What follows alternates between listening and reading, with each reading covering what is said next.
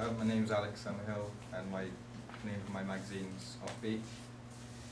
For the front cover, the masthead is big and bold, so it catches the eye of the audience.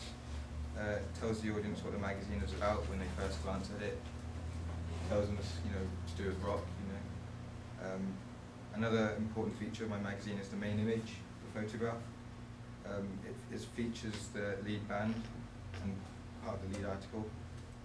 I made the colour of the image contrast with the other important features, such as the masthead, the background, and the cover lines. Throughout the styling of the magazine, I chose a dark colour scheme. It involved black, grey, white, and dark red. These colours go well together because they stand out and they're together, and they're the chosen colours of my house style. The colours also relate to a particular genre of the type of magazine, which in this case is rock indie. Other rock and indie magazines such as Q, Kerrang and Enemy usually have bold dark colour schemes because it links well with the type of music portrayed.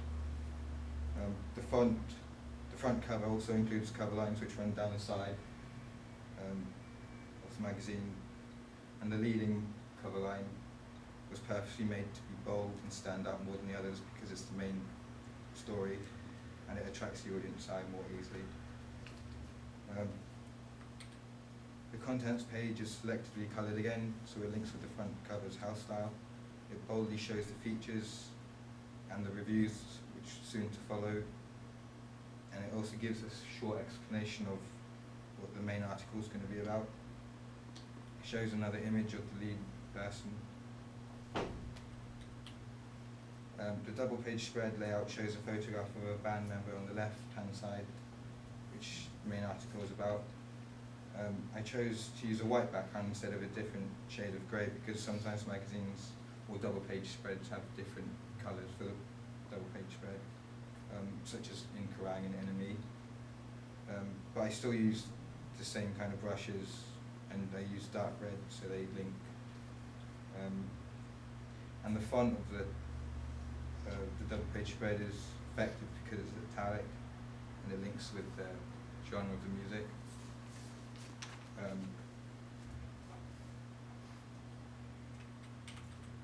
I made the main image look more rock and indie influenced by making one of the members hold drumsticks, made the photograph more serious so that it can connect with the lead article. I made the magazine relate to a specific audience of a rock indie listener by making the lead article about a rock member.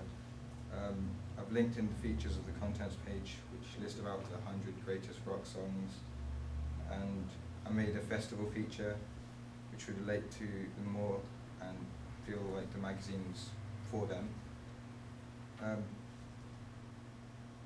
The type of magazine publisher that would distribute my magazine would probably be IPC.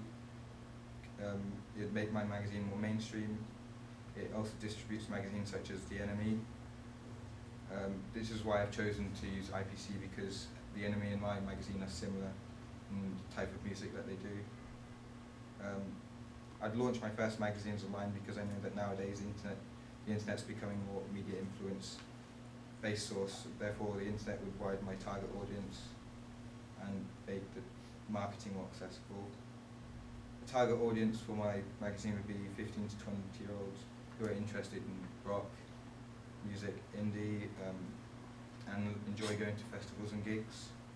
I decided to aim my target audience around my age group because I can easily relate to their tastes. I attracted my audience by involving hobbies and as much of their everyday life as possible. My unique selling point would be the depth and information about rock and indie music today, which also includes gigs and downloads and detailed stories about celebrities. It also shows how their idols are portrayed, because they want to know as much as possible about celebrities and things that I've learned about, and the things that I've learned in the technologies. I'm using and experimenting with different brushes from psbrushes.com.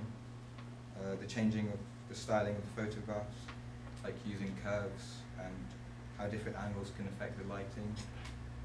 Designing different fonts on font.com, and editing them on Photoshop using several tools, and how the features and styling of the magazine are presented, like the masthead, the cover lines in the lead article.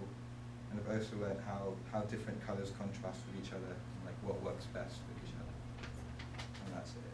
Great, okay, thanks very much for that. So looking, again, the same question to you, looking back at your preliminary task from your CD project, what's been your biggest learning?